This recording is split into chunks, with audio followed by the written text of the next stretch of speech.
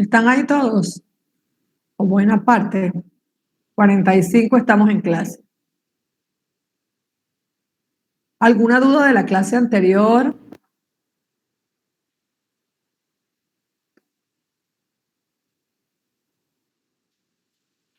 Ajá. Les voy a mostrar, quedamos en esta diapositiva, en la diapositiva 30, pero les voy a mostrar para enlazarnos. Habíamos quedado que este era el receptor de insulina.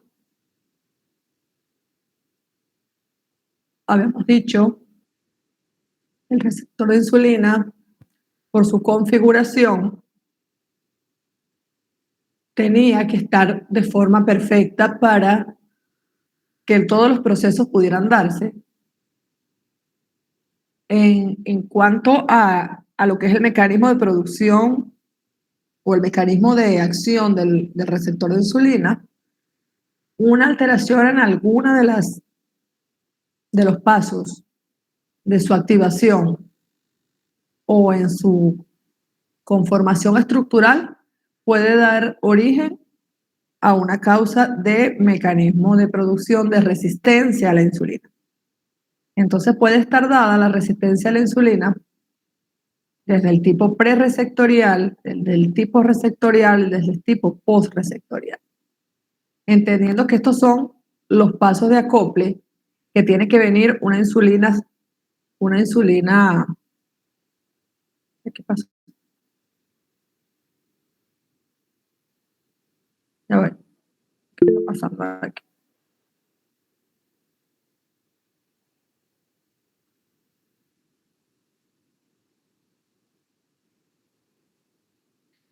Que tiene que venir por el torrente circulatorio.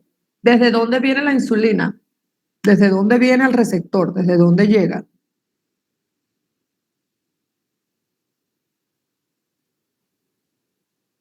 ¿Alguien? ¿Alguien por allí? ¿Desde dónde viene la insulina? ¿Dónde se forma la insulina? En los islotes de Langerhans del páncreas. Ok, entonces una vez que se produce la célula beta, porque el islote es grande, en la célula beta del páncreas, después de su proceso de síntesis y secreción, sale de la célula beta y por el torrente circulatorio va hacia los tejidos y a los órganos blancos. Tiene que ser una insulina, gracias María Gracia, ¿verdad? Ajá. Tiene que ser una insulina que sea perfecta, que esté adecuada, que no tenga alteración. Y además tiene que ser la cantidad suficiente de insulina que necesitamos para los requerimientos. Una vez que esta insulina llega al receptor de insulina, ocurren todos los procesos, activación, acople a la subunidad alfa,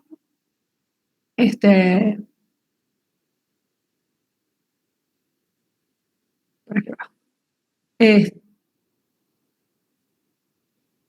Acopla a la subunidad alfa, esta a su vez activa la subunidad beta, se produce la estimulación o la producción de la tirosina mediante la tirosina sinasa de la activación de los procesos enzimáticos y hay un proceso de fosforilación hacia adentro para que se den procesos de señalización respecto a la síntesis de los diferentes compuestos y también al transporte del receptor de glucosa, de insulina, perdón, al receptor de glucosa, al GLUC4 que está en el citoplasma de esa célula, de ese tejido órgano blanco para que se coloque en la membrana y pueda dejar entrar a la glucosa a la célula.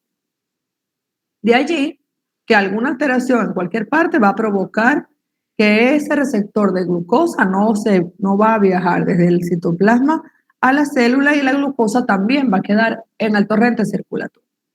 Si por alguna causa el proceso está dañado en el intermedio, la insulina también va a quedar afuera, va a quedar en la circulación. Y entonces de ser una insulina buena, que va a hacer los efectos que tiene que hacer, se va a producir hiperinsulinismo y se va a transformar en un estado metabólico no satisfactorio. De allí es lo que se ha llamado la resistencia a la insulina. La resistencia a la insulina no es una enfermedad, ojo con eso. Tiene que estar pendiente, no es un diagnóstico como tal, no es una enfermedad, es un continuum, es un proceso. Es un proceso que ocurre cuando hay estados metabólicos desordenados. Tenemos que tener en cuenta que la resistencia a la insulina la podemos medir en el laboratorio, pero principalmente la podemos detectar de forma clínica. La persona puede ir dando algunos síntomas físicos o algunas alteraciones físicas, mejor dicho, de su cuerpo, sin necesariamente tener todavía trastorno, sin hacer una prueba de laboratorio. El hecho de que una prueba de laboratorio, de que una insulina esté normal en sangre y la persona tenga signos clínicos de hiperinsulinismo, no descarta el hiperinsulinismo. Recuerden que les dije que la insulina era frágil, los procesos de medir la insulina son frágiles, no son estandarizados a nivel mundial y puede que tengamos algunos exámenes que no sean totalmente adecuados. Desde el punto de vista de investigación, el índice OMA-IR, OMA de resistencia a la insulina, u OMA-beta, que nos dice un poco cómo está funcionando más la célula beta, son índices que se utilizan en la investigación para estudiar la resistencia a la insulina. Desde el punto de vista clínico, pues estas manifestaciones que vamos a ver: aumento de la circunferencia abdominal, tinción de algunos tejidos, como por ejemplo el cuello y las axilas, que se pueden teñir de oscuro, la presentación de algunas estrías grasas o estrías en algunas partes de pliegues, la presencia de acrocordones o depósitos de grasa, tipo como verrugas, pero que no son verrugas, sino que son simplemente acrocordones, o santomas o santelasmas. Santomas son algunos depósitos de grasas que se pueden evidenciar en la cara, en el tronco, en la espalda. Vamos a definir a la resistencia a la insulina como la capacidad disminuida de la insulina endógena y exógena, por supuesto, para mantener la glicemia, impidiendo la actuación en los tejidos periféricos. Es un estado metabólico en el cual las concentraciones fisiológicas de insulina producen una respuesta biológica inferior a la normal.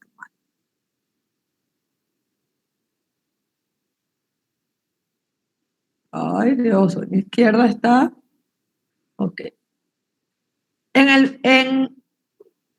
En el proceso de la resistencia a la insulina, o en esa condición, se crea un aumento compensatorio de las cifras de insulina plasmática, pero que no llegan a producir hipoglicemia.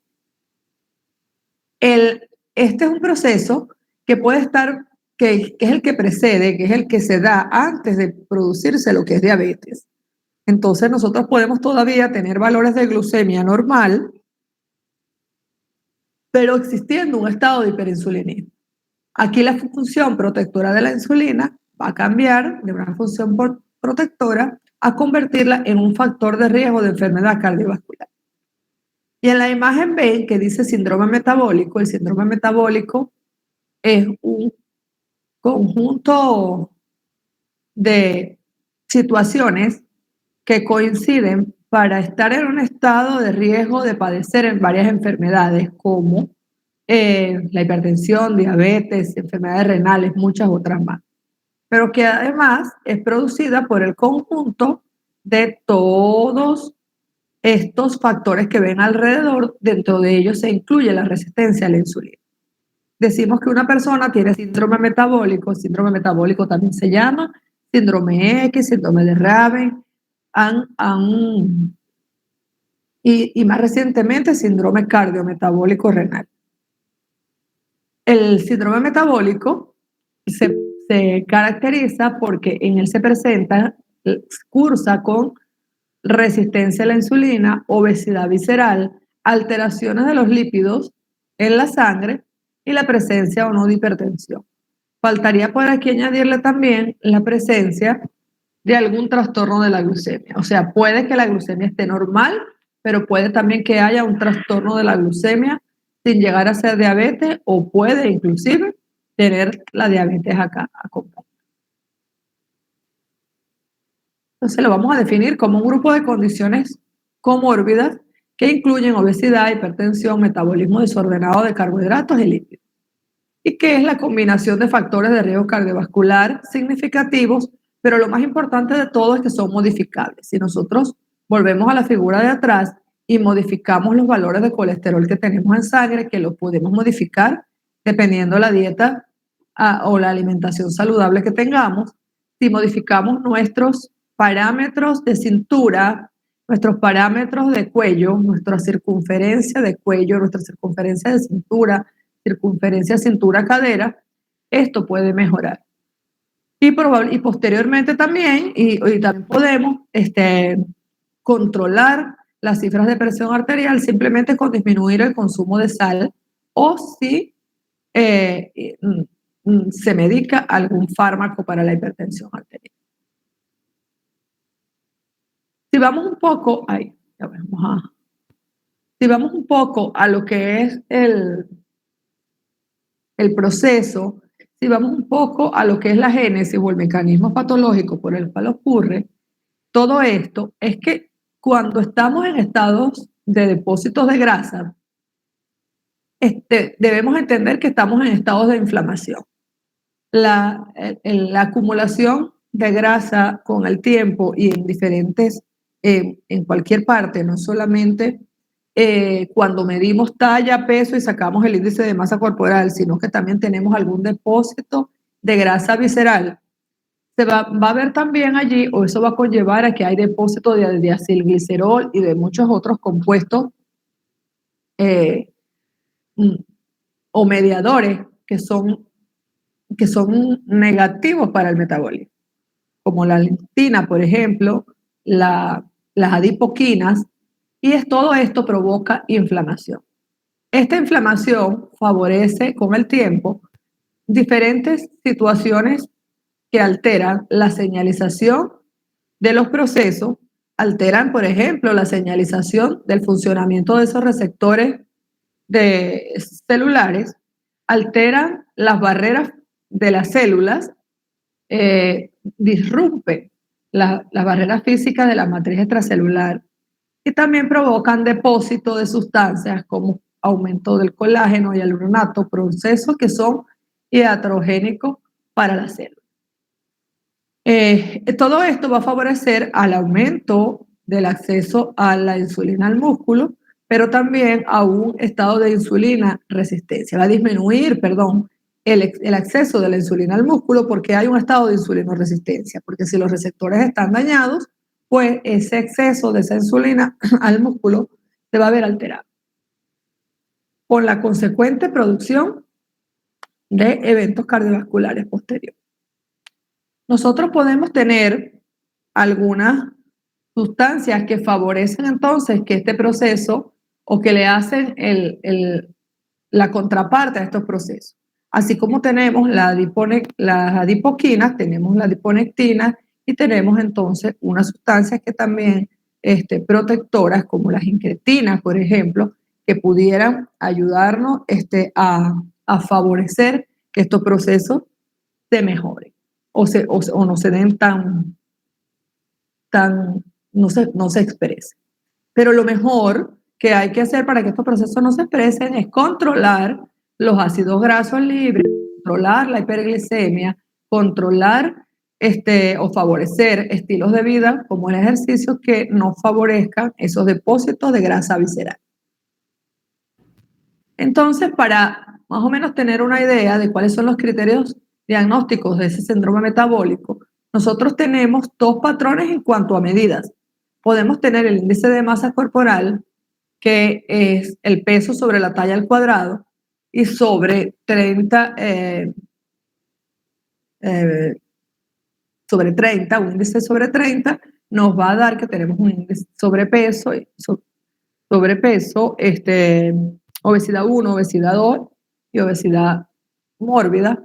Pero algunas veces, como le dije, no solamente es necesario el índice de masa corporal, deben estar pendientes también de las medidas de la circunferencia abdominal, la circunferencia del brazo, la circunferencia cintura-cadera y la circunferencia de cuello, que debe ser en todos los pacientes menor a 40, y si es menor a 38, mucho mejor. La circunferencia de cuello, el cuello hay que medirlo, no porque vamos a medir tiroides ni nada de eso, no solamente, sino porque se supone que cuando tenemos circunferencias de cuello mayores a esas medidas que les dije, se favorece el depósito de grasa en esa zona y produce mayor dificultad para hacer los procesos respiratorios mejor. Está relacionado con apnea obstructiva del sueño y con algunas enfermedades propias relacionadas con la respiración y la oxigenación cerebral. Entonces tenemos que el punto central del síndrome metabólico es el depósito de grasa. Es cuánto tenemos de nuestra relación estatura-peso o peso-estatura y cómo tenemos distribuidas esas grasas. Y si se dan cuenta, vemos que hay parámetros diferentes para hombres y mujeres en cuanto a la circunferencia de cintura, y también hay algunas pequeñas diferencias dependiendo los lugares o la procedencia de las personas. Hay algunas consideraciones en centímetros para los asiáticos o para los americanos. A estas medidas o estos criterios en cuanto a las medidas se le va a adicionar el hecho de que la persona curse o no con algún estado de subglucemia, desde un estado de glicemia en ayunas alterada hasta diabetes, desde que pueda tener alguna alteración de sus triglicéridos o que tenga un colesterol no HDL mayor de 130 o triglicéridos mayor de 130 o que tenga LDL en diferentes expresiones o que tenga lipoproteína A elevada, por ejemplo, o que tenga una presión arterial considerada como normal alta, es decir, 130-80, o que tenga hipertensión. Entonces vamos a clasificar esta resistencia a la insulina de tipo prereceptor, cuando la insulina es anormal o hay anticuerpos antiinsulina. De receptor, cuando los receptores están escasos o fijan poca insulina. De tipo posreceptor, cuando la traducción anormal de la señal es incapaz para activar a la tirosina sinasa del receptor. Aquí vemos un mecanismo de resistencia a la insulina y vemos que la unión del receptor al sustrato de serina y no al de tirosina. Aquí vamos a ver, aquí en la parte de abajo, vemos que en vez de unirse el receptor al sustrato de tirosina, se une al sustrato de serina. Y por lo tanto, al unirse al sustrato de serina, se interfiere la vía de la tirosinosinasa y fosfatidilinositol. Y por tanto, se bloquea el transporte de glucosa y se altera la acción de la insulina. Aquí le dejo la separata para que lo puedan leer con más detalle. Entonces se interfiere esta vía y el GLUT4 no puede incorporarse. Este sería un tipo de mecanismo de resistencia de post-receptor. ¿Bien hasta allí? Sí, doctora. Bien. Entonces, nosotros, pero todas las personas no les sucede igual. Ustedes se dan cuenta en que hay personas que son de índice de masa corporal normal, 22, 24. Las personas son flacas. Hay unas personas que son más rellenitas y tienen sus colesteroles normales, le sacan la sangre y dicen, yo siempre me hago los exámenes y estoy totalmente normal. Nosotros tenemos condiciones genéticas diferentes. Nosotros tenemos ya determinados, ya con el advenimiento del descubrimiento del genoma humano, nosotros tenemos posibilidad de saber qué genes tenemos para qué enfermedades. No significa que tengamos las enfermedades, sino que sabemos que podemos saber si tenemos esos genes, qué enfermedad podemos desarrollar a lo largo del tiempo y podemos trabajar incluso para no desarrollar. sea, perdón, que nosotros tenemos una susceptibilidad genética. Entonces nosotros podemos tener genes de obesidad y genes de resistencia a la insulina. No todos lo tenemos, pero cada vez con la migración de toda la vida, con la migración y todo eso, nosotros todas las razas se han cruzado. Entonces las razas puras son un poco difícil que puedan existir. Entonces podemos tener algún tipo de gen de obesidad o de aterosclerosis o de hipertensión por ahí. Se llama genética pues a la presencia de todas estas genes que codifican las enfermedades. Pero también existe la epigenética, que es importante que ustedes conozcan el tema y conozcan algo de eso, que la epigenética es el proceso de cómo se leen esos genes. Entonces yo, por ejemplo, puedo tener un gen para obesidad, pero si yo practico mucho deporte y no tengo todas mis medidas perfectas, entonces yo con esa epigenética estoy haciendo que no se lea ese gen. La epigenética favorece la lectura o no de ese gen. La epigenética puede ser positiva o negativa. Es como decir la memoria metabólica que se le pueda impactar a ese gen, porque yo puedo entonces favorecer un entorno normal para mi gen o adecuado o favorable para mi gen y el gen no desarrolla la enfermedad. Podemos tener dos gemelos y si esos dos gemelos los separamos y los criamos en ambientes diferentes, probablemente, dependiendo del ambiente donde estén, ese gemelo va a desarrollar la enfermedad o no la va a desarrollar. Entonces de aquí sale que la historia natural de la enfermedad la podemos nosotros ir modificando. Y es que cuando tenemos una célula beta normal y una célula beta susceptible a la genética y a la epigenética. Si esa célula beta nosotros le damos condiciones de obesidad y de resistencia a la insulina, ella tiene dos tipos de funcionamiento o dos tipos de forma tiene dos opciones de funcionamiento. Si yo esa célula beta con una susceptibilidad a la obesidad, por ejemplo, va a tener una historia natural diferente a la que no tiene la susceptibilidad. Una célula que no tiene susceptibilidad y está expuesta a la obesidad, va a haber un aumento y función del crecimiento de la célula beta, pero más larga en el tiempo y probablemente va a ser hiperinsulinismo compensador y el proceso va a ser un proceso regulatorio. Y probablemente pase mucho tiempo de su vida y jamás se hace ya abuelito y no hace la diabetes.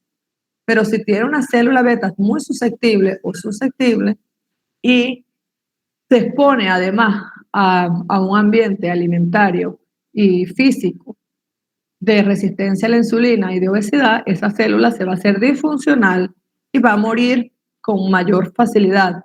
Y por eso es que entonces del islote, el paquete de células beta, de ocupar el 50%, por ejemplo, del islote, va a ocupar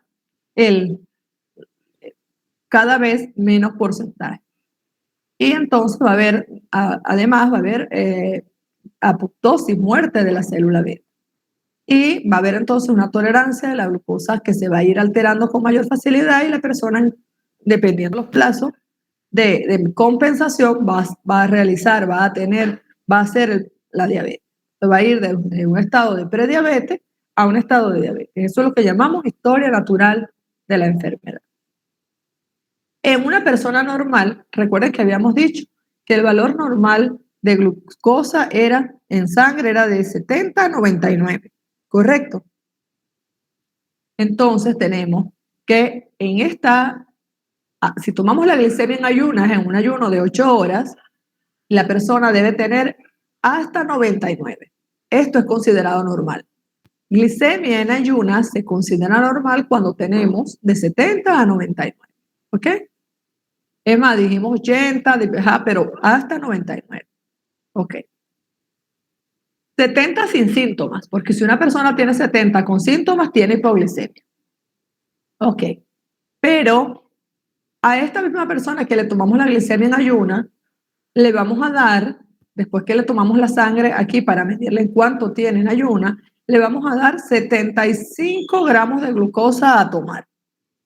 Se la vamos a dar, es un jarabe dulce, pero que lo que tiene apenas son 75 gramos de glucosa. Le vamos a hacer una prueba de tolerancia oral a la glucosa, que es la prueba estandarizada para nosotros medir el funcionamiento de ese metabolismo ese funcionamiento, esa orden, cómo debe estar la glucosa y cómo debe estar la insulina. Entonces, si le tomamos a una persona la glicemia en ayunas y tiene menos de 100, o sea, tiene 99 hacia abajo, decimos que tiene una glicemia en ayunas normal. Si tiene por encima de 99, si tiene más de 100, tiene una glicemia en ayunas alterada. Si le hacemos entonces, le damos a tomar los 75 gramos de glucosa, esa glicemia a las 2 horas debe salir menor a 140, porque es lógico que una persona que se tomó 75 gramos de glucosa, ¿verdad? Suba su glicemia, pero va a subir hasta un tope, va a subir hasta 140, hasta acá. Si sube más, tiene intolerancia a la glucosa. Entonces, si tiene 180, si tiene 160, tiene intolerancia a la glucosa. Tiene que subir, si sube entre 140 y 200. Ok, entonces esto es el ritmo fisiológico que podemos mimetizar cuando nosotros desayunamos, por ejemplo. En ayunas nos medimos, tenemos 90 y 90, está normal. Comemos y en lo que comemos a las 2 horas tenemos 130, está normal, porque no he pasado de 140. Y eso se puede ver a la derecha con una gráfica donde vemos que a las 2 horas la glicemia tiene que estar por debajo de 140.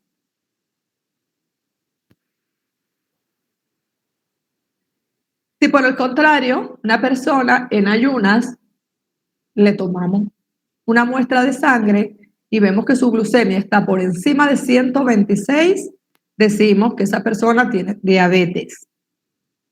Debemos repetir esa prueba. Debemos repetir esa prueba. Con una sola prueba no se hace el diagnóstico de diabetes. Se hace por lo menos con 2 pruebas o ir repitiendo la prueba que esté alterada. Perdón. Entonces tenemos 126 mayor a 126, tenemos diabetes. Y por tanto, también si tiene más de 200, después de una prueba de tolerancia oral a la glucosa. Puede haber la persona que le hacemos una glicemia en ayunas y tiene 98, decimos, bueno, no llega a 99. Yo le voy a hacer una prueba de tolerancia a ver cómo se comporta su segundo pico. Y me doy cuenta que después de darle los 75 gramos de glucosa, la persona tiene más de 200. Entonces digo, esa persona tiene diabetes, tiene una diabetes escondidita por allí. Porque si tiene entre 140 y 190, lo que tiene es intolerancia a la glucosa. Entonces, hay estados intermedios en donde en ayunas la persona puede tener una glicemia de ayunas entre 100 y 126, pero después que le damos los 75 gramos de glucosa, esa persona está menos de 140, no tiene intolerancia a la glucosa. Tiene solo glicemia en ayunas alterada. Y esta glucemia en ayunas alterada se ve reflejada acá. O la persona tiene una glicemia en ayunas normal, pero cuando le damos a tomar la glucosa, me hace una glicemia entre 140 y 200, 199, pues. Ok, 199. Entonces se supone que este es el segundo tipo del trastorno. Doctora, se le está escuchando muy entrecortado. Ok, ya voy a repetir.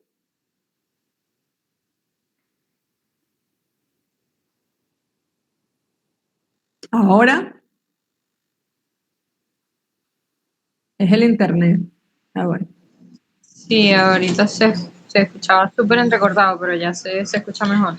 Ajá. Entonces vamos a repetir desde aquí. ¿Se escuchó lo de la glicemia en ayunas? Sí, doctora, eso sí. Ok. ¿Están claros cuando hay diabetes? ¿Esta se escuchó bien? Creo que la parte que no se escuchaba era la de cuando decía los valores, justamente se cortaba allí. Ok, vamos a repetir. Tenemos entonces los procesos normales. Una persona en ayuna tiene que tener menos de 100, hasta 99. Y si le damos a tomar la prueba de tolerancia oral a la glucosa con 75 gramos de glucosa y se la cuantificamos a las 2 horas, tiene que tener menos de 140. Ese es el comportamiento normal de la prueba de tolerancia oral a la glucosa. Okay. Una persona que tenga por encima de 126 en 2 oportunidades o más de 200 después de haber tomado una carga oral de glucosa, tiene diabetes. Y hay trastornos intermedios, ¿verdad? Que nos dicen que hay prediabetes o es la historia natural para la diabetes, que son trastornos donde tengo glicemias en ayunas alteradas o tengo intolerancia glucosada. Tengo glucemias en ayunas alteradas cuando el valor de la glicemia está por encima de 100, pero menor a 126. Aislado. Glicemia en ayunas alteradas, aislada. Una persona que le tomamos la muestra de glicemia, tiene 110 y que cuando le damos a tomar el jarabe de glucosa, me sale que tiene 110 también o 120. Esa persona está por debajo de 140, esa persona no tiene intolerancia a la glucosa, lo que tiene es una glicemia y ayunas alteradas. Tiene alterada la primera fase. Ok, o tenemos la persona que le tomamos la glicemia en ayunas y está normal, está en 89, está en 90. No tiene glicemia en ayunas alteradas, pero cuando le damos a tomar el jarabe de 75 gramos de glucosa, el valor se le dispara entre 140 y 199, es decir, por ejemplo, tiene 160. Entonces, esta persona va a tener una glicemia de ayuno normal. Si nosotros nos quedamos solamente con la glicemia de ayunas que hacemos por ahí, vamos a hacerle un perfil 20. Ese perfil 20 lo único que nos da a nosotros son las glicemias de ayuno. Ahí no estamos estudiando la tolerancia que tiene esa persona a las cargas de azúcar. Y entonces no vamos a saber cómo está esta fase. Y nos estamos escapando de hacer este diagnóstico. Y este diagnóstico es un diagnóstico previo a diabetes. Entonces, por eso es que es importante conocer las 2 fases y por eso es que se recomienda hacerle prueba de tolerancia oral a la glucosa a todo paciente con sobrepeso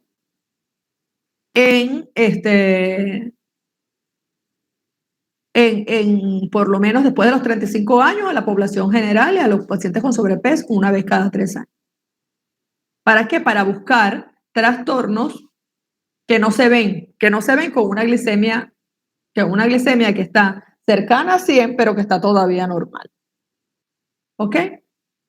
Entonces tenemos que estos 2 estados de glicemia en ayunas alterados o de intolerancia a la glucosa se llaman prediabetes o también se llaman disglucemias. Y podemos tener aquí que podemos tener el trastorno por separado, glicemia en ayunas alteradas o intolerancia a la glucosa, o los podemos tener juntos, que se dan los 2 procesos.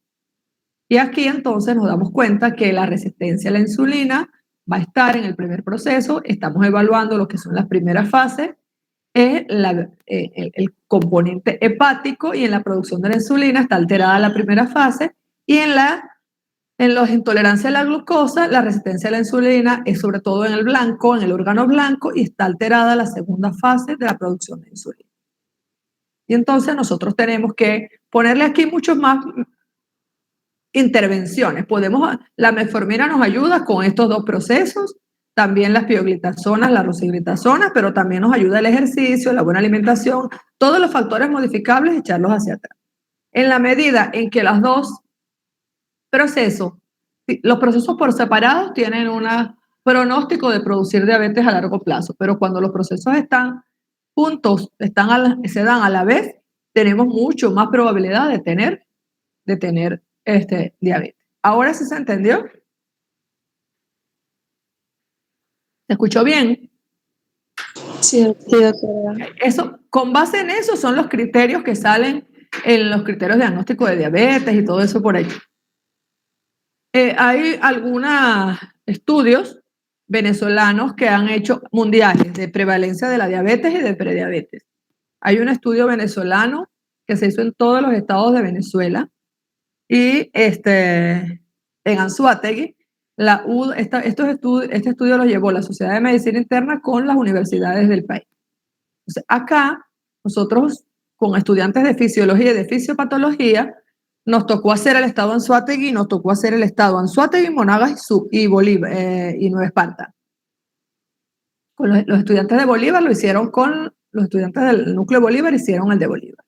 Entonces, junto con algunas personas de la Sociedad de Medicina Interna hicimos una cuantificación de la prevalencia de prediabetes y de diabetes. Y para ese momento, nosotros, para el año 2017, nosotros fuimos a los lugares, hicimos algunos instrumentos y nos dimos cuenta que había una prevalencia de diabetes de 12.88, pero que la carga de prediabetes era de 38.52. Y este comportamiento se da en todos los estados de Venezuela. Entonces vean que nosotros tenemos muchos factores modificables acá y actuamos acá, haciendo que estas personas dejen de fumar, coman más sano, mejoren su índice de masa corporal, mejoren sus circunferencias, controlen sus lípidos, controlen la hipertensión. Nosotros podemos evitar el crecimiento de esto. El crecimiento, el aumento de esta prevalencia va a estar dada por los que controlemos acá. En ese estudio no solamente vimos obesidad abdominal y sobrepeso, obesidad, sino que también vimos cómo estaban los lípidos, cómo era la actividad física, cómo era el consumo de frutas y vegetales y cómo era el riesgo cardiovascular de estos pacientes. Entonces, con base en los criterios diagnósticos o en los parámetros que les dije del comportamiento de la glucosa, podemos definir entonces que nosotros tenemos un estado de enfermedad que se llama diabetes, que viene antecedido por diferentes procesos y que esos diferentes procesos pueden ser modificables. Los podemos modificar en diferentes ejes. Hay algunos parámetros allí que son no modificables, como la edad, y eso sí es un factor de riesgo que va a estar presente en la mayoría de las enfermedades no transmisibles y que tenemos que ir favoreciendo nuestro entorno, porque la edad va avanzando y el riesgo por la edad va avanzando. El riesgo por la raza también ya lo tenemos y el riesgo genético también lo tenemos. Aunque cada vez más se está intentando hacer manipulaciones genéticas, nosotros tenemos entonces a la epigenética que nos ayuda. Pero recuerden que así como nos puede ayudar para bien, nos puede ayudar en contra. Entonces tenemos que favorecer estilos de vida que desde el punto de vista ambiental modifiquen a los genes o desde el punto de vista de alguna terapéutica que intervenga en la genética. Que eso saben que hay estudios sobre eso. Hasta los momentos no hay un estudio genético para decir que hay cura de la diabetes. Y ustedes pueden ver en la web o en las redes sociales miles de ofertas engañosas de cura de la diabetes. Usted puede favorecer de repente un estado de mayor hidratación si usted se toma un agua de avena, porque está favoreciendo el consumo de agua o porque de repente tonifica la piel. Pero eso no va a curar la diabetes. O sea, tienen que ser muy juiciosos a la hora de discernir y de esperar ver primero la evidencia para después tener o adecuarse a que una terapéutica es totalmente correcta, porque usted luego la va a aplicar a individuos, a humanos. Miren que hay un paso, una línea delgada entre un médico con título que tenga muy buena reputación, pero también tenemos una línea delgada que es la línea de la publicidad, el mercadeo y la charlatanería. Entonces tenemos que estar pendientes de esas cosas. Vamos ahora a entrar un poco en lo que es diabetes, pero seguimos estudiando con base en lo que ya habíamos estudiado, veníamos conversando. La diabetes, saben que es una pandemia, es una enfermedad con mucha mayor prevalencia que el VIH, que la tuberculosis, que la COVID, que es mucho más prevalente que todas ellas. Es una enfermedad crónica, es una enfermedad que afecta el sistema endocrino, pero todos los órganos del cuerpo, con implicación en todos los órganos del cuerpo, y que va a tener alteraciones metabólicas y complicaciones a largo plazo que afectan entonces a todos los tejidos. La retinopatía diabética, la nefropatía diabética, la neuropatía diabética, las macroangiopatías y microangiopatías son complicaciones bien severas e incapacitantes para el ser humano que la padece. Es más frecuente que nosotros observemos o evidenciemos personas con diabetes mellitus tipo 2 porque es la que se presenta con mayor preponderancia. La diabetes mellitus tipo 1 se da en alrededor del 5% de los pacientes y la diabetes tipo 2 en el 90% de los pacientes. La diabetes mellitus estacional es aquel término que se utiliza para la mujer, para la embarazada en su periodo de gestación, una mujer que no ha sido diabética antes. Nosotros podemos tener una mujer diabética que se descompensa durante el embarazo, pero si ya era diabética es diabetes tipo 2 o tipo 1 que se descompensa durante el embarazo. Ahora, si nunca fue diabética y presenta diabetes durante el embarazo, se llama diabetes mellitus gestacional. Y tenemos otros tipos específicos de diabetes también debido a otras causas. Muchas causas sindromáticas, causas genéticas, causas secundarias. Por ejemplo, aquella persona que hace una pancreatitis y luego su páncreas no funciona igual. Personas que tienen tumores pancreáticos o abdominales con afectación pancreática y después su páncreas no funciona igual. Pacientes que toman fármacos antirretrovirales, pacientes por trasplante pueden hacer una diabetes de nueva aparición después del trasplante. Pacientes, los niños pueden hacer una diabetes neonatal y también hay una diabetes de tipo adulto que comienza en la juventud. Esos son los pacientes que tenemos, las diabetes tipo MODY que llamamos, que son entonces estos pacientes que están entre 29, 30, 20, 30 años, inclusive 40 años, pero por lo general alrededor de 30, que decimos, ay, él se hizo diabético muy joven, tiene una diabetes tipo 2 muy joven. No, no tiene una diabetes tipo 2, tiene una diabetes probablemente tipo MODY. Hay que hacer un estudio de anticuerpos para ver si esta persona, cómo tiene sus anticuerpos o si tiene algo genético que nos dicte que esta persona tiene una diabetes tipo MODY. Esto se da por una herencia autosómica dominante y se comienza precozmente con hiperglicemia y trastornos de la secreción de insulina. Acá vemos que entonces nosotros teníamos la concepción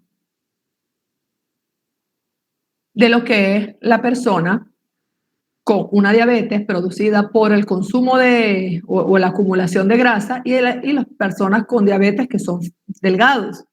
Entonces, antes se le llamaba así diabetes magra y diabetes grasa a las personas delgadas, jóvenes, y que se morían pronto. Estas eran las personas que tenían diabetes tipo 1. Y la diabetes grasa, los que eran los más ricos, los que comían más, los que se hacían diabéticos durante sus jornadas durante el invierno, por ejemplo, porque engordaban mucho. Entonces, esto es como la concepción, un poco de historia de lo que es la concepción de que la diabetes era simplemente de dos tipos. Nosotros vamos a pasar de la concepción binaria o de la concepción de 2 o 3 tipos de diabetes a una concepción de que la diabetes tiene más tipos de lo que pensamos, de que es una diabetes más individualizada y que va a depender del grado de anticuerpos que la persona tenga o el grado de componentes genéticos o el grado del estilo de vida que tenga. Entonces, todas las personas van a tener una diabetes probablemente de algún tipo de los subgrupos que se han ido estableciendo. Eso es lo que llamamos diabetes de precisión, porque en la medida que nosotros evaluemos a cada paciente en su clasificación, nosotros vamos a tratar a los pacientes no metidos todos en un saco. Todos los diabéticos tipo 1 se tratan así o todos los diabéticos tipo 2 se tratan así. Nosotros vamos a tratando a cada individuo que se comporta diferente, dependiendo del tipo que tenga. Y por eso es que sale lo de los clústeres de diabetes. Eso de los clústeres de diabetes no está en el Gaton, por ejemplo, creo que no está en el Gaton. También posteriormente hablábamos de que si la diabetes tipo 1 era la diabetes que era insulino requiriente y la diabetes tipo 2 insulino requiriente. Esta es una concepción totalmente no adecuada. No adecuada porque si bien los diabéticos tipo 1 son insulino dependientes, necesitan insulina para vivir. Los diabéticos tipo 1 necesitan insulina para vivir. Hay muchos diabéticos tipo 2 que en muchas partes de la vida necesitan insulina también. Y es en el momento en que tienen una descompensación, que van a cirugía, que están hospitalizados. Esta persona, aunque tienen diabetes tipo 2, hay condiciones de su vida que estrictamente lo que necesitan es insulina. Por tanto, la concepción se sale de la norma. La concepción está vieja de diabetes insulino requeriente o no insulino requeriente.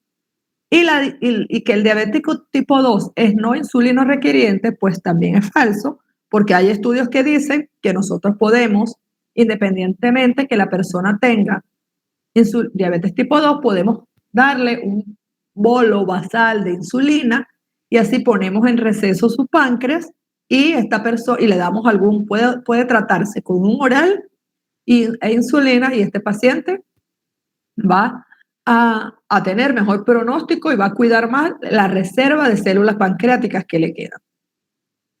Entonces, todo esto lo echamos hacia atrás y viene ahora una era diversa, una era colorida, como están las eras de moda, las épocas ahorita, y miren que hay algo de subliminal en los colores, y hasta en la diabetes, pues se llama diabetes de precisión, tenemos diabetes por clúster, diabetes por grupo, donde tenemos sí grupos que se parecen mucho a diabetes tipo 1, pero también tenemos muchos que se parecen mucho a diabetes tipo 2, saliéndose de la norma algunos otros. Ahorita se estaba hablando mucho de los pacientes con fibrosis quística, que se va a llamar diabetes 3C. Tenemos la diabetes exocrina, tenemos la diabetes neonatal, la diabetes tipo MODY y tipo LADA. Y la diabetes farmacológica o quirúrgica. Entonces vemos que estamos haciendo un cambio de concepciones. Es para que ustedes en lo adelante, cuando empiecen a ver sus materias de patologías y eso, ya van a ver que las concepciones pues han cambiado. Y cuando ustedes busquen las literaturas o empiecen a leer la Diabetes Care, que es la revista, por ejemplo, para leer diabetes, ustedes se van a conseguir con múltiples trabajos donde se enfocan en esos factores relacionados con el diagnóstico de la diabetes. En los factores demográficos, en los factores inmunológicos, ¿verdad? O sea, es decir, en la presencia de anticuerpos anti-islote, anti-insulina, anti-GAP, en los factores genéticos, donde hay escala de riesgo genético también, y vamos a ver que no, vamos a pasar de una herencia poligénica a una monogénica a una herencia poligénica, y los aspectos serológicos, que es como considerar entonces el péptido C mucho mejor para hacer el discernimiento, más que la insulina, porque la insulina es frágil y las pruebas no están estandarizadas, que ya solo he repetido hasta alcanzar. Entonces vamos a buscar más allá de que si es diabético tipo 1 o tipo 2, o más allá de cuánto tiene la glicemia, todos estos factores demográficos, inmunológicos, genéticos y serológicos para hacer un buen diagnóstico en cada paciente. ¿Cómo vamos? ¿Vamos bien? Muy bien. Ok. Ya voy. Un minutico aquí.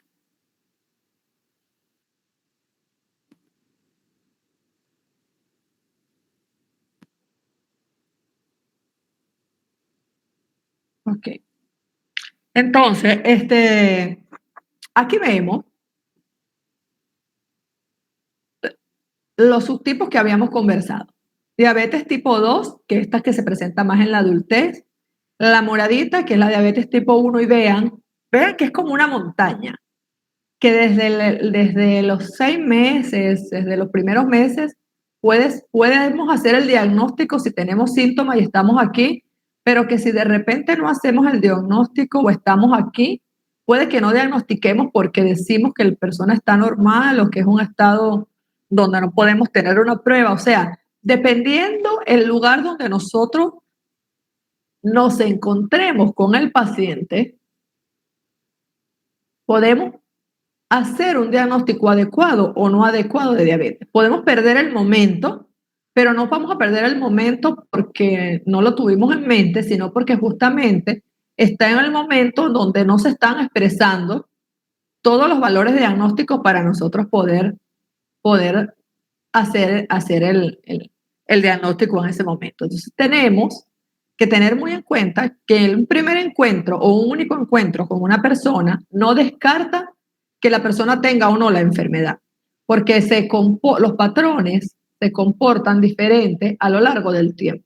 Entonces tenemos muchas oportunidades en las cuales hacer el diagnóstico y muchas veces no es el momento justo donde nos encontramos con el paciente. Por eso es que debemos hacer, si la persona tiene fuerte herencia o fuerte sospecha clínica, nosotros debemos hacer en otro momento nuevo el pesquisaje de nuevo. Observamos aquí que nosotros tenemos genes para anormalidades del desarrollo del páncreas. Tenemos genes para disfunción de la célula beta. Y miren que en la lámina que yo les puse, el brazo corto del cromosoma 11, por ejemplo, aquí, brazo corto, un gen que codificaba en el núcleo. Esa es por literatura vieja. Pero miren cómo hay ahora genes identificados, genes para la destrucción de las células beta. Entonces yo puedo tener, por ejemplo, la presencia de un gen basta para que la enfermedad se produzca. Pero es que no tengo la presencia de un solo gen. Y tenemos la presencia de síndromes severos de resistencia a la insulina. O sea, ha identificado diferentes síndromes donde hay defectos de señalización primarias de insulina, anormalidades del tejido adiposo, síndromes complejos. Ok. Entonces yo tengo acá muchos genes que por sí solos pueden ocasionar algún trastorno como el que está acá. Pero es que en una persona yo puedo tener inclusive varios genes y pasar de ser un componente monogénico a un componente poligénico para que se presenten los defectos que se pueden presentar. Entonces tenemos los varios síndromes que van saliendo con el tiempo. Nosotros tenemos que estar claros en los conceptos. En toda diabetes tipo 1 tenemos susceptibilidad genética para la enfermedad, seguida de agresiones ambientales que provocan lesión autoinmunitaria por infiltración de esos islotes pancreáticos, monocitos, macrófagos, células T citotóxicas, linfocitos T citotóxicos activados, que producen citoquinas con destrucción de las células beta.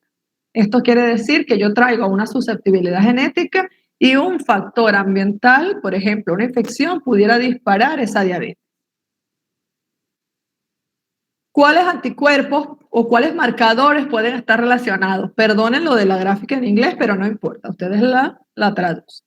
Tenemos marcadores de autoinmunidad, anticuerpos anti-islotes de las células y anticuerpos antiinsulina, como el GAD, lo preguntó en el examen, el IA2, el IA2B y el CNT8 son marcadores inmunológicos de diabetes tipo 2. Uno o más de la presencia de estos anticuerpos hace el diagnóstico. Y estos genes están fuertemente asociados con el antígeno de histocompatibilidad de linaje de QA y de QB genético. Esto lo dejan por allí para cuando vean genético, pero por lo general lo que me interesa es que sepan que la presencia, el diagnóstico de diabetes mellitus tipo 1 está fuertemente asociado a antígenos de histocompatibilidad genéticos, ¿verdad? Y que pueden ser predisponentes o protectores. Están fuertemente asociados. La diabetes tipo 2, entonces, como ya dijimos, es la persona que tiene alteraciones genéticas y metabólicas con déficit de producción y disminución de la acción de la insulina que conlleva a resistencia a la insulina endógena. No está mediada autoinmunitariamente. Se salen de aquí los casos LADA y MODY porque son los que se presentan en la juventud que tienen anticuerpos. Está precedida primero de un periodo de homeostasis anormal de la glucosa, como el que ya vimos. La glucosa en ayunas alteradas y en la intolerancia a la glucosa. Entonces debe haber insulina resistencia y debe haber una célula beta dañada para que en el cursar del tiempo, y si la célula es susceptible, se forme o se produzca la diabetes tipo 2. Debemos favorecer entonces los hábitos de vida saludables que nos hagan tener más ejercicio, pero no la guerra. Nosotros estamos pasando a un estado de sedentarismo tal, aquí debemos cambiar esto por una pantalla y debemos tratar de favorecer todos los estados de ejercicio que podamos hacer y de actividad física. La diabetes tiene diferentes síntomas clínicos. Nosotros podemos presentar, la persona puede presentar poliuria, que es la glucosa, el aumento de la frecuencia urinaria, y por lo tanto vamos a orinar frecuentemente.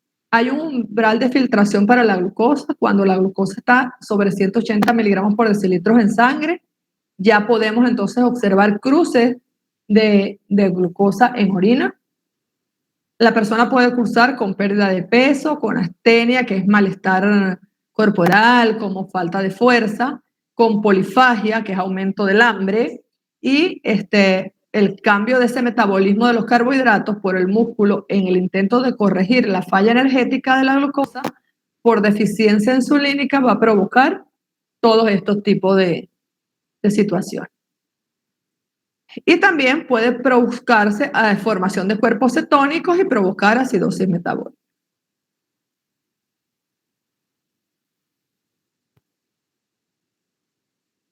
¿Cuáles son los criterios diagnósticos de la diabetes tipo 2?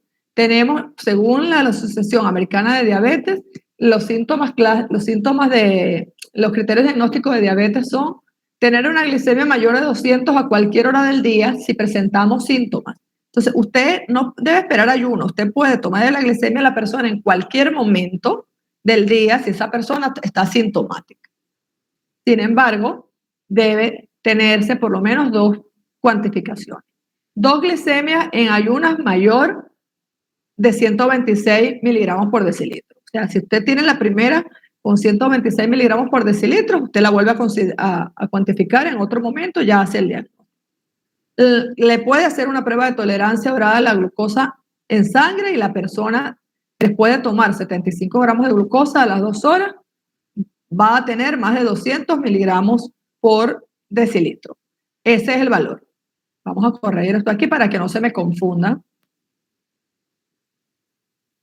Vamos a dejarlo hasta aquí. Para que no se confunda. Ok. Y la hemoglobina glicada, mayor de 6.5 miligramos, mayor de 6.5, perdón. Esos son los criterios diagnósticos de diabetes tipo 2. Pero deben recordar que tenemos entonces los clústeres de diabetes o la subclasificación de la diabetes tipo 2 basada por clúster. Tenemos diabetes asociada a la adultez, tenemos diabetes asociada a la obesidad, tenemos diabetes severa autoinmune, tenemos diabetes severa por déficit de insulina y tenemos diabetes severa por resistencia a la insulina. Miren que la diabetes tipo 2, aunque es del adulto, puede tener algo de anticuerpos positivos y puede hacer una diabetes severa autoinmune, y la diabetes tipo 2 con anticuerpos negativos, por lo general los índices OMA son los que pueden estar elevados o no, y de aquí, de la aparición o la de cuantificación de cómo esté el índice OMA, van a salir los otros clústeres. Vean cómo se han ido desglosando. Esto está trabajándose en la literatura. Entonces tenemos diabetes asociada a la edad, diabetes asociada a la obesidad, diabetes severa por resistencia severa a la insulina. Los pacientes que tienen diabetes con resistencia a la insulina se favorecen de antipolisemiantes orales, por ejemplo. Y entonces nosotros podemos tener aquí algunos otros subtipos que nos permiten tratar mejor a estos pacientes. Y esta última lámina para que recuerden pues que las cifras van en aumento. Para el 2045 se espera que las cifras sean muchísimo mayores, tanto para diabetes, para intolerancia a la diabetes, como para la glicemia en ayuno alterada. Si tienen alguna pregunta, hay muchísimo más. Si yo me pongo a hablarle de los clústeres, se los voy a hacer más extensos. Nosotros tenemos, por ejemplo, algunos pacientes que tienen, los clústeres están relacionados con la presentación de complicaciones. O sea, si yo, por ejemplo, hay otra clasificación que dice clúster 1, clúster 2, clúster 3, clúster 4. Entonces, por ejemplo, clúster 2 están más relacionados con los que hacen retinopatía y nefropatía. Es decir, si nosotros, por ejemplo, desde el punto de vista de anticuerpos, podemos hacer un diagnóstico más preciso, podemos decir, este paciente está dentro del clúster 2 y este paciente entonces tiene más riesgo de hacer nefropatía, yo tengo que cuidarle más el riñón. Porque no todos los pacientes diabéticos se comportan igual. Hay unos que se comportan, que se hacen diabéticos cuando ya están viejitos, que están allí en ese clúster que les di. Hay unos diabéticos que les afecta más los ojos, hay otros que les afecta más las piernas, hay otros que les afecta más el riñón, hay unos muy severos que les afecta mucho todo. Entonces, bueno, es por eso que ese análisis por clúster, eso es diabetes de precisión, eso es medicina de precisión. Ese es el tratamiento individualizado de la diabetes. Ok, una TV puede activar la diabetes, ya voy. ¿Algo más? ¿Otra pregunta? Voy para acá. Voy a leer las preguntas ahora. Voy a leer las preguntas para ver. Es decir, que la resistencia a la insulina no califica para decir que es diabetes 2, pero sí prediabetes. No, o sea, ya voy. Una persona puede tener diabetes y por lo general va a tener resistencia a la insulina. Pero si la persona tiene diabetes tipo 1, no tiene resistencia a la insulina. Si es diabético tipo 2, sí va a cursar con resistencia a la insulina. O sea, no se confundan con el síndrome metabólico. El síndrome metabólico es un conjunto de cosas. Alteraciones de la presión arterial, normal alta, o hipertensión. Alteración de los lípidos, obesidad visceral, que es el centro, y alteraciones de la glucemia, que puede ser prediabetes o diabetes. Ok, eso por ahí, eso es una cosa. La persona con resistencia a la insulina puede estar en prediabetes y puede estar en diabetes, porque la prediabetes la vamos a cuantificar es con valores de glucemia. No estamos sacando de allí o no estamos metiendo allí lo que son los signos clínicos. Si yo tengo una persona que tiene no tiene valores de prediabetes y no tiene valores de diabetes, de igual forma tiene acantosis nígrica, está pintadito y todo eso, de igual forma tengo que estar vigilando a esa persona porque esa persona tiene signos clínicos y aunque todavía no tiene los valores alterados, yo empiezo a modificar la susceptibilidad genética que pueda tener allí de esa resistencia a la insulina. Porque recuerden que les dije que había datos clínicos y los datos clínicos no se pueden desestimar. Que ahorita vine y tomé la muestra de sangre y no me da para que tiene la glicemia en ayunas normal y le hago la carga de tolerancia oral a la glucosa y está normal, le digo perfecto. Está todo bien, los parámetros para prediabetes están bien. Empieza a hacer ejercicio, empieza a comer sano, que todavía esos parámetros no se han alterado. Vamos a hacer todo lo que tenemos que hacer desde el punto de vista alimentario para que los signos de acantosis y la circunferencia abdominal te baje y los depósitos de grasa mejoren. A eso me refiero. Eso por esa pregunta. ¿Queda respondida esa pregunta?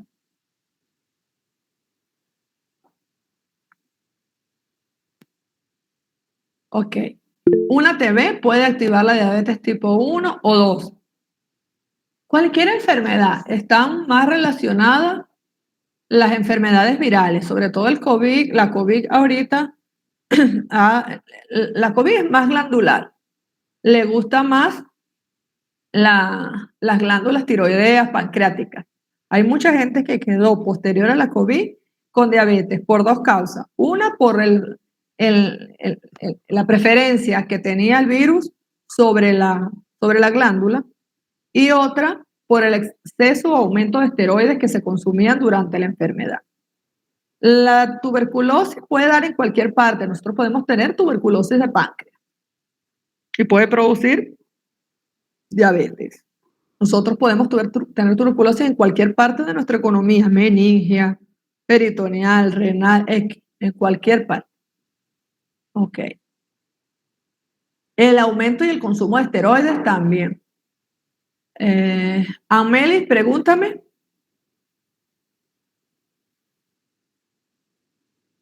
¿Qué le pregunto, Doc? Me tenías la mano levantada. Ah, perdón. Rubelis levantó la mano. Pregunta Rubelis.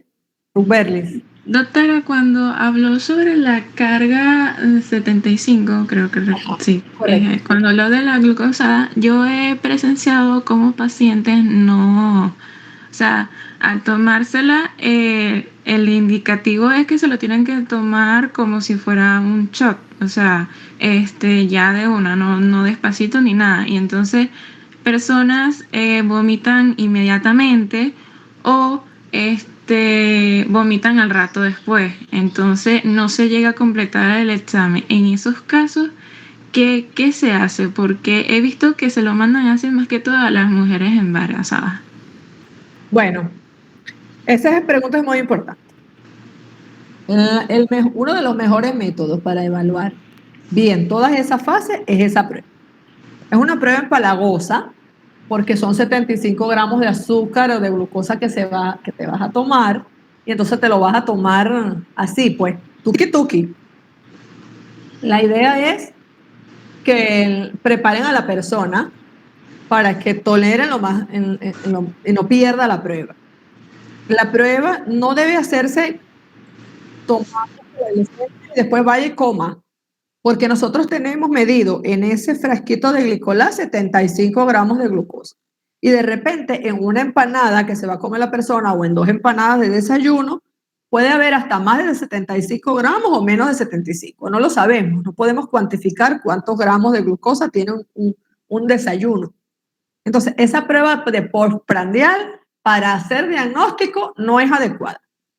La prueba se llama indicación de 75 gramos de glucosa oral con 75 gramos de glucosa y medirla a las 2 horas. Hay que tratar de que la tolere en lo posible. Las embarazadas tienen 2 momentos para hacerse esa prueba, a la semana 24 y a la semana 28. Es importantísimo que se la haga en lo posible y que la tolere. Si tú le explicas, si tú calmas a esa embarazada o a esa persona, mire, es una prueba que va a estar un poquito dulce, respire, no sé cuánto, tienes que tratar de hacer un entorno para que tolere, la prueba. Porque podemos tener una hemoglobina glicada como otra prueba alternativa, que esa no necesita ayunos ni nada, pero en las embarazadas la hemoglobina glicada no es confiable. Aunque hay estudios, y creo que la última guía también la puede recomendar, recuerden que la embarazada tiene anemia en sus diferentes fases del embarazo.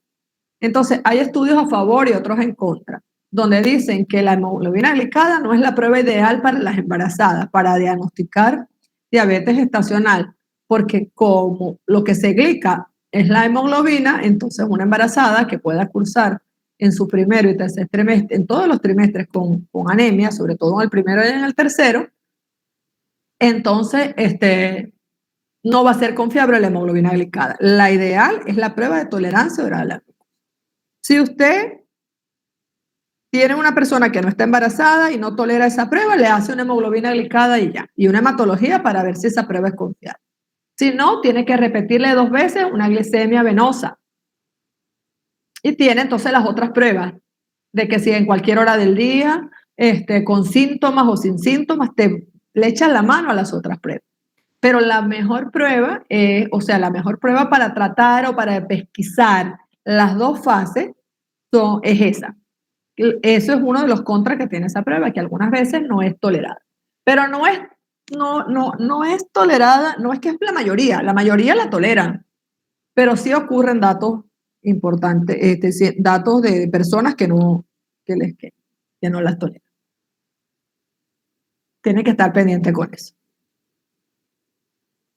¿Alguien más? La verdad es que sí genera un poco de controversia. Incluso uno de los comentarios de la licenciada en ese momento es que dice que se prefiere que las embarazadas consuman su desayuno diario porque eso es lo que se observaría, sería como más real el resultado del examen postprandial que una carga de 75 Lo gramos. que pasa es que para la medicina basada en la evidencia, no podemos estar a discreción de lo que piense la persona, el técnico o el especialista o la persona que va a hacer la prueba.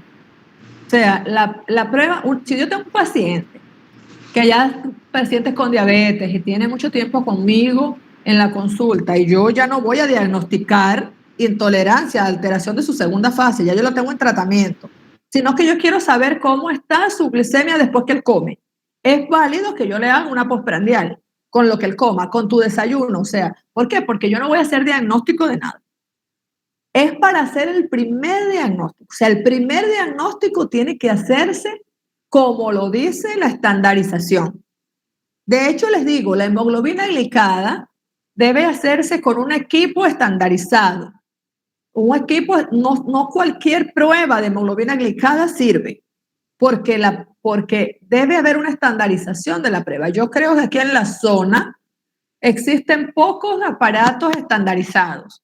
Existe uno en salud pública, no sé si estaba funcionando o no. La universidad nos donó uno, todavía no está en funcionamiento. Y en los privados creo que 2 o 3 solamente los tienen estandarizados. O sea que hay muchas hemoglobinas glicadas por allí que tampoco están estandarizadas, tal cual estandarizados como lo manda el estudio DCCT. Busquen eso para que ustedes vean las letras negritas. Si ustedes buscan la indicación de la diabetes care y de las guías de la diabetes, vamos a buscar por aquí, que creo que lo tengo acá. Yo creo. Tiene que estar estandarizado y tiene que estar, así debe ser. Entonces, si por ejemplo, si en el laboratorio vamos a estar a discreción de lo que piense una persona u otra, eso no es lo correcto. Eso es válido porque, por ejemplo, el paciente es el que tolera o no tolera el estudio, eso lo sabemos, pero simplemente debe comunicarse el licenciado con el médico. Mire, doctor, su paciente es lo más sano. Mire, su paciente no está tolerando el estudio, ¿cómo se lo hago? ¿Será que le puedo dar eso? ¿Será que le hago esa pero usted toma en consideración de que no se lo hice con el Glicolac, sino que se lo hice con su desayuno porque no lo toleró, por ejemplo. Entonces, bueno, entonces ya sabemos que nosotros tenemos que, cuando vayamos a leer el estudio, lo vamos a leer así, de que fue una prueba, pero en la guía, en ninguna parte dice, si la paciente no tolera, dele su desayuno. Eso no lo dice en ninguna parte. Estoy tratando de buscar aquí para enseñarle más o menos cómo es la prueba. Ustedes en bioquímica vieron esas pruebas, ¿verdad? ¿Sí? Sí. Se la mencionaron. Sí. Es importante que todas esas pruebas y las interpretaciones. Y por ejemplo, con la hemoglobina es un tema porque imagínense los hombres, las personas con obesidad por lo general tienen la hemoglobina baja. Los hombres tienen 12 y eso es anemia. Eso es anemia.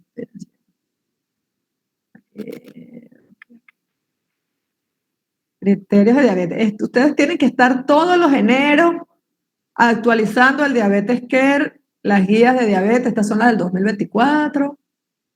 Aquí dice, test diagnósticos de diabetes. Vamos a ponerlo más grande. Tiene un apartado para la embarazada también. El diagnóstico para diabetes.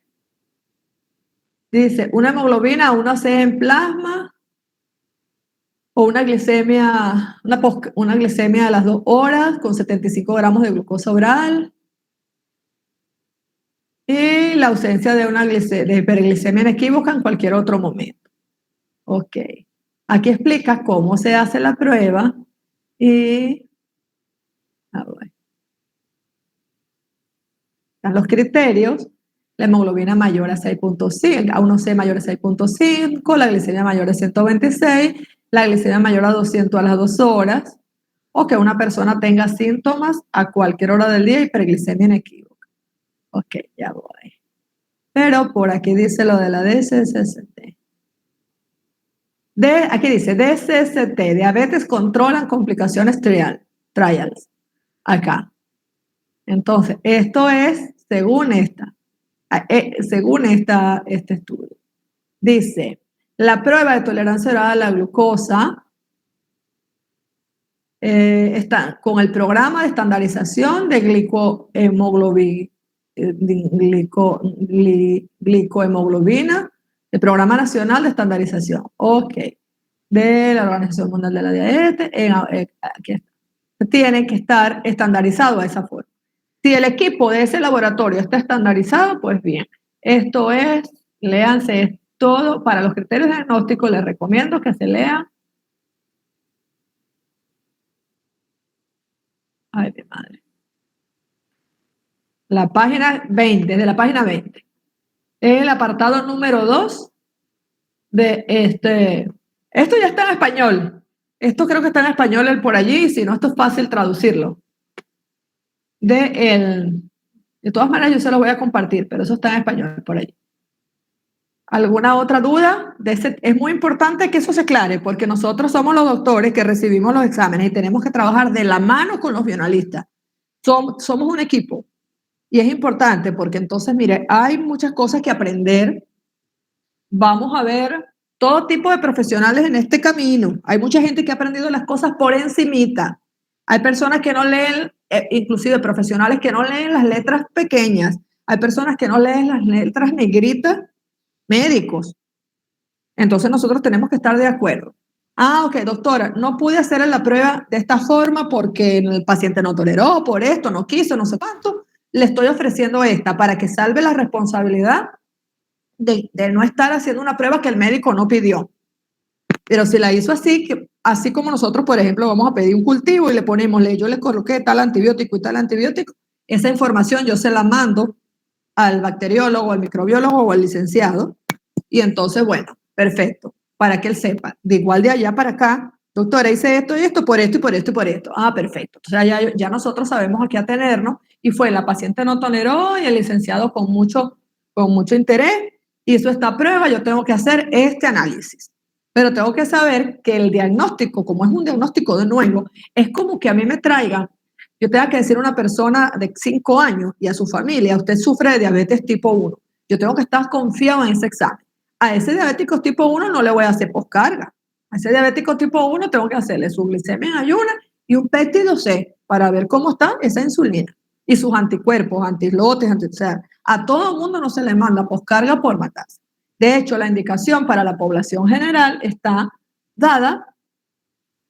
más indicada, es para los pacientes con sobrepeso que tienen herencia, que tienen antecedentes familiares, y sobre los 35 años a todo el mundo, como ir a las mujeres, como hacerse la citología, y los varones, como ir al urólogo, por ejemplo. Hay que hacerse una prueba de tolerancia oral a la glucosa cada 3 años.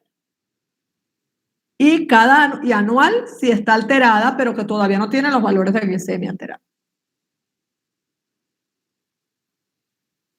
¿Alguna otra? Doctora, una pregunta y una solicitud. La pregunta es, hoy había comentado la clase pasada de que hoy iba a ser la última, pero faltan un reproductor femenino y masculino. Ajá, ok. ¿Esto lo veríamos mañana o cómo haríamos? Sí, bueno, podemos ver la de reproductor masculino y femenino mañana de una vez. Claro, ¿para cuándo lo vamos a ver? Pues. Ajá, pero hasta bueno. hoy va para el examen parcial. Ok. Ahora, lo segundo es de que para saber la posibilidad de que nos pueda rodar el tercer parcial del día 15 al día 18. ¿Cómo es eso? Ya voy. ¿Y cuándo vamos a hacer el final, pues? la semana del 22, el día lunes 22, pero puede ser porque lo que pasa es que nos rodaron el final de histología y está muy cercano al tercer parcial, que es el 15, o sea, el final de histología nos los cambiaron Ajá. al viernes 12 y que está 2 días antes del tercer parcial de fisio, para ver la posibilidad de poder rodar el tercer parcial de fisiología al jueves 18 y el final hacerlo el lunes 22 y la reparación el día 23. Ok. ¿Se podría realizar eso, doctora? Bueno, vean, yo tengo consejo de escuela el miércoles. Ajá. ¿Qué, qué más tienen en esa semana del 22 al 26? Bueno, hasta los momentos ya nada, porque ya hemos terminado, la gran mayoría ya ha terminado ITPP, estadística, tan solo nos quedaría lo que es histología, que lo terminamos esta semana, y solo faltaría fisiología. Ok, ya voy. 18. ¿Y no puede ser el 17? El 17 lo que pasa es que es el día de la reparación de histología. Cónchale, pero ustedes siempre. ¿Cuántos van a reparar histología, papá? A eso sí no tengo. Pero claro, o sea, a ver cuánto. Yo no puedo rodar el examen una semana por 5, 6, por 10 que vayan a reparar histología, perdóname. Yo la puedo poner para el miércoles y el parcial y para el viernes el final.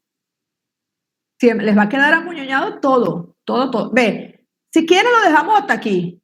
No vemos más clases. Concéntrense en estudiar y tienen una semana para estudiar para el parcial. Les di ¿cuántas clases les di? 13 clases. Por favor, yo creo que ha sido la vez que he dado menos clases. Menos clases, todo condensadito, todo bien preciso, no lo que les fui diciendo que les iba a preguntar, se lo iba a preguntar, lo que pasa es que sé que es largo, pero 1, 2, 3, 4, 5, 6, 7, 8, 9, no, 10, 11 clases con 11 con la de cerebro, con la de memoria y eso, 11 clases. 11 clases, sistema nervioso y médula, tallo encefálico 3, cerebelo 4, audición 5, corteza cerebral 6 y sentido 12 clases. Entonces, bueno, yo pienso que es el examen más corto que van a ver de las tres.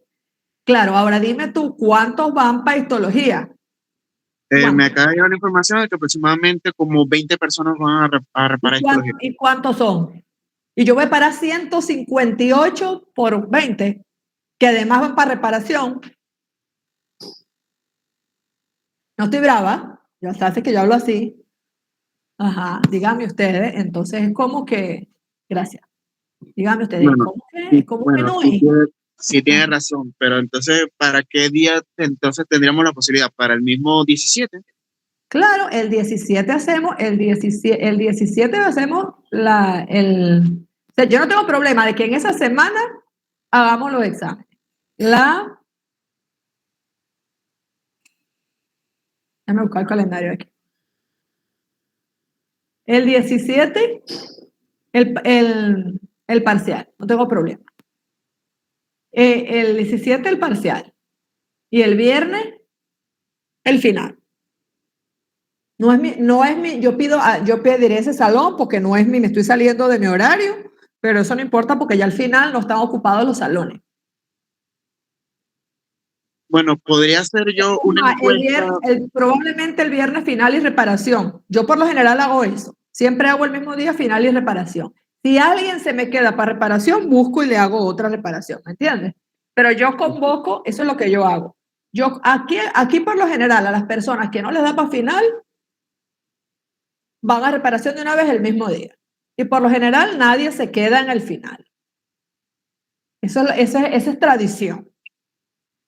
Entonces yo haría final el miércoles, reparación el viernes. Considéranlo ustedes.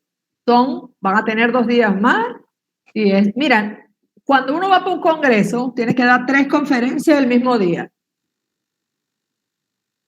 Y les voy a echar el cuento. Yo iba para el congreso y no voy porque estoy fracturada.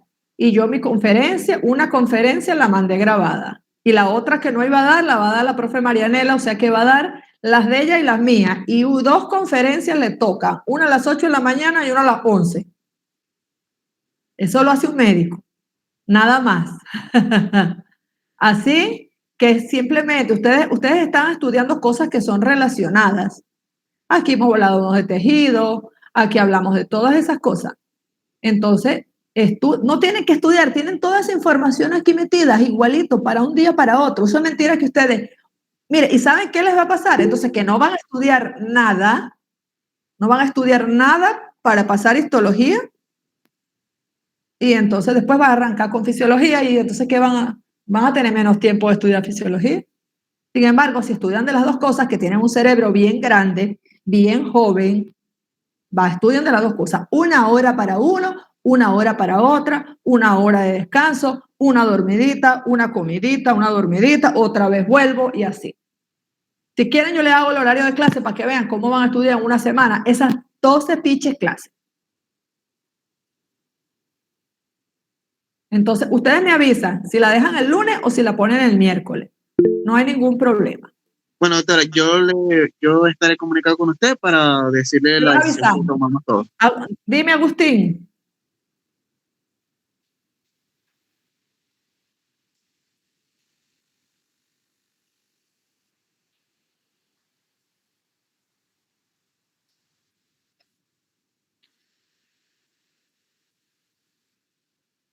Bueno, mi hora no puede converger en la hora. ¿Por qué?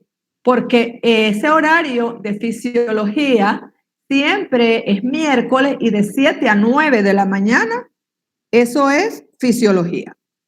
Después de las 9 de la mañana ustedes pueden presentar cualquier examen. O sea, nadie me puede decir que va a agarrar el horario de 7 a 9 a presentar histología. ¿El horario de histología está en qué horario? De las 2, es correcto. O sea que yo no voy a poner mi examen a las 12 y a las 2 y nada de eso, para nada. Mi examen es tempranito. Lo más que podemos comenzar es a las 8 mientras arreglamos el salón.